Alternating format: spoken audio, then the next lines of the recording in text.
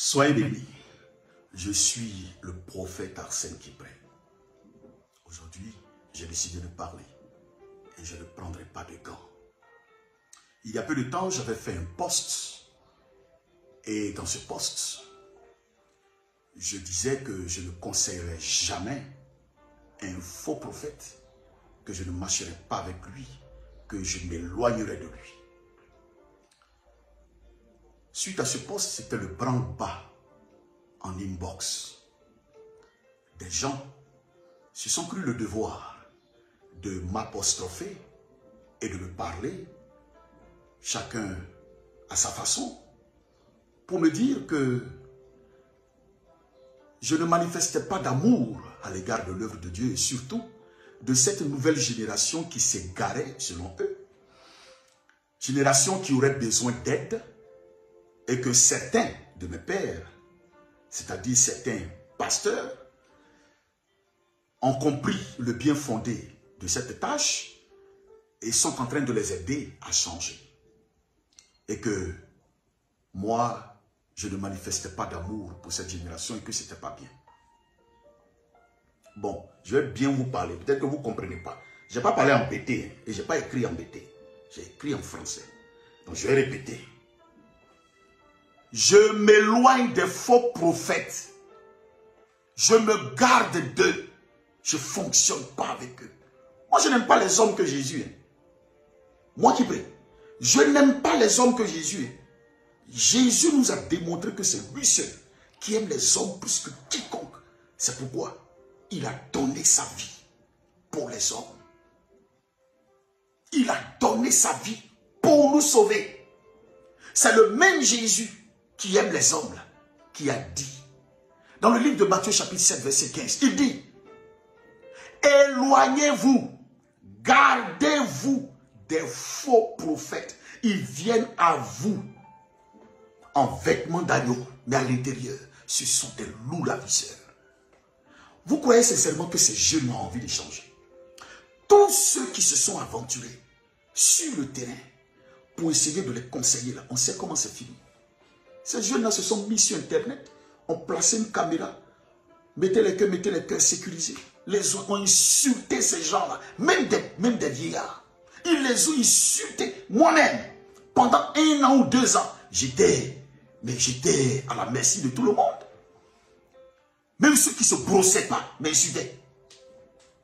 Même ceux qui ne se lavaient pas, ils m'insultaient. Ceux qui ne mangeaient pas la nuit, ils m'insultaient.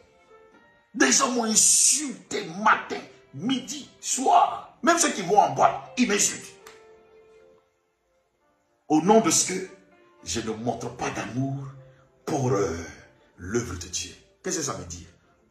Jésus, vous êtes plus sage que Jésus. Vous êtes plus intelligent que Jésus. Vous aimez les hommes que Jésus. Quoi.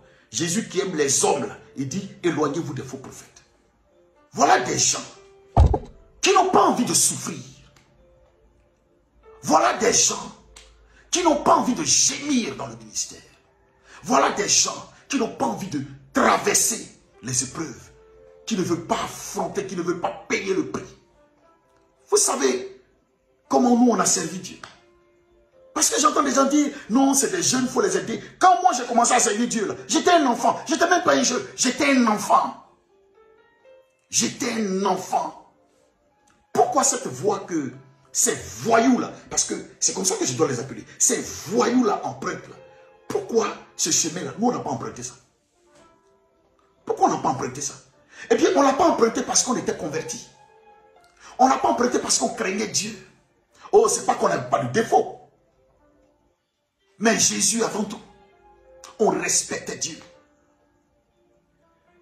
On priait, on jeûnait, on manquait de pain, on manquait parfois d'eau. On se nourrissait, quand on était trop prospère, parfois d'eau et de pain sec. On ne jeûnait pas parce qu'on était spirituel, mais parce qu'à des moments, là, même si tu ne jeûnes pas, tu n'as rien à manger. Donc tu transformes ta faim là, ou ton manque de nourriture, tu transformes ça en jeûne. Et puis on jeûnait. On se tapait des kilomètres. Exemple, de Gonzagueville jusqu'à Trècheville, on marchait, soit pour aller prêcher, soit pour aller regarder un programme, soit pour aller visiter quelqu'un. On marchait. Notre dénuement, notre pauvreté ne nous a jamais conseillé ou astreint à pouvoir entrer dans des sciences occultes, dans la fausseté, pour pouvoir avoir l'argent. Parce qu'on servait Dieu pas pour l'argent. Cette génération que vous voyez là, pour laquelle il y a tant de mouvements, tant de réactions. C'est des gens qui n'ont pas envie de changer. Ils savent dans quoi ils sont. C'est des voyous qui ne veulent pas changer et qui n'ont pas besoin de conseils. Quand ils viennent vers nous, là, ils ne viennent pas pour changer. Hein. Et ils ont pu avoir beaucoup d'entre nous comme ça. Ils prennent offrande. Ils vont prendre des offrandes, 1 million, 2 millions. Et puis ils viennent te voir, le Père, j'aime ton ministère. Vraiment, je veux que tu sois mon Père, etc. Et si tu aimes l'argent, il te donne. Et puis toi, tu lui donnes ton aval. Tu parles de lui, tu marches avec lui. Et puis tu le recommandes. Non, c'est mon fils. Alors que c'est un voyou. Il n'a pas envie de changer. Mais ce que vous oubliez, c'est que ces jeunes-là, quand vous finissez de faire ça, ils vous voient là, ils savent que vous, là, vous êtes des voyous. Parce que vous-même, les pères qui les avez recommandés là, eux, ils savent dans quoi ils sont. Si vous n'avez pas pu voir ça, c'est que vous-même, vous ne fallez rien. C'est que Dieu n'est pas à vous. Vous ne savez pas. Ces voyous-là n'ont pas envie de changer. Quand il a fini cette vidéo, ils vont m'insulter encore. C'est leur boulot. Ils ne veulent pas changer. Alors moi, je reste dans mon coin. Je ne marche pas un faux prophète. Je ne lui donne pas conseil. Ceux-là, on ne leur donne pas conseil. Laissez-les. Ils vont affronter la mort. Ils vont sentir ça dans leur corps. C'est biblique.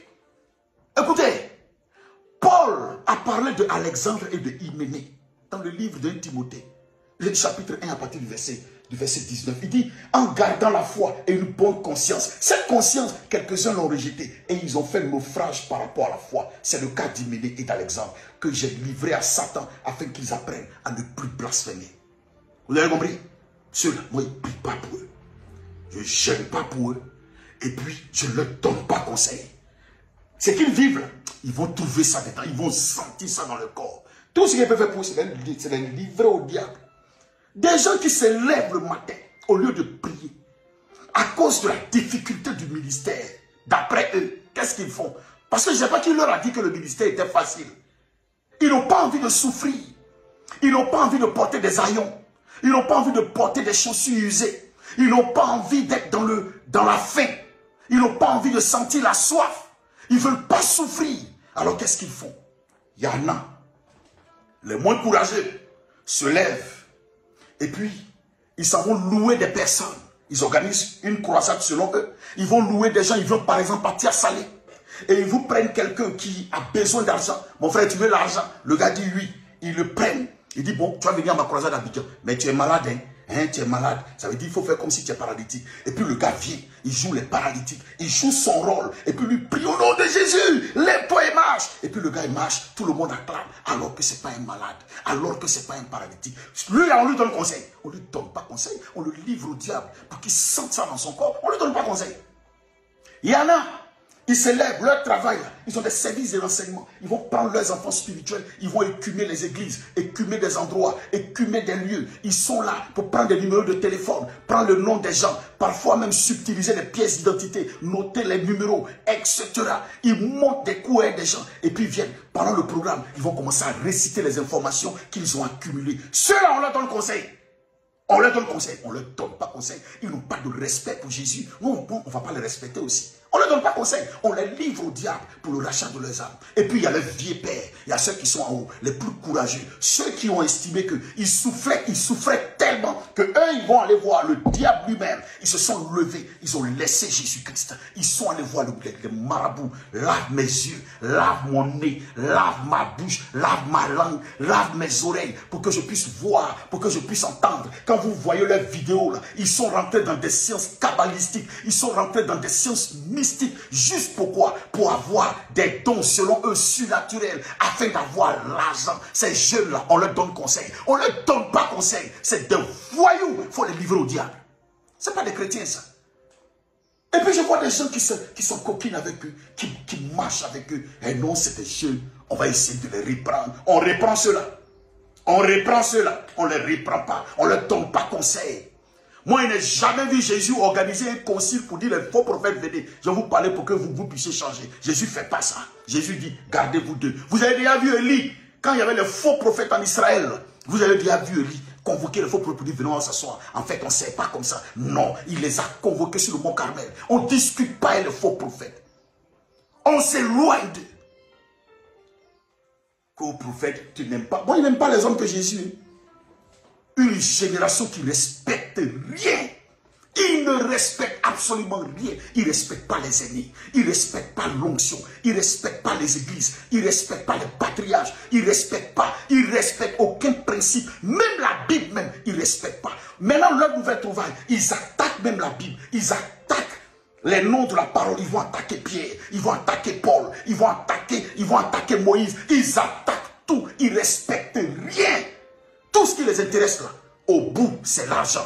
Vaille que vaille, maille que maille, coûte que coûte. Ces voyous là, on ne leur donne pas conseil. Faites ce que vous voulez. Carrément.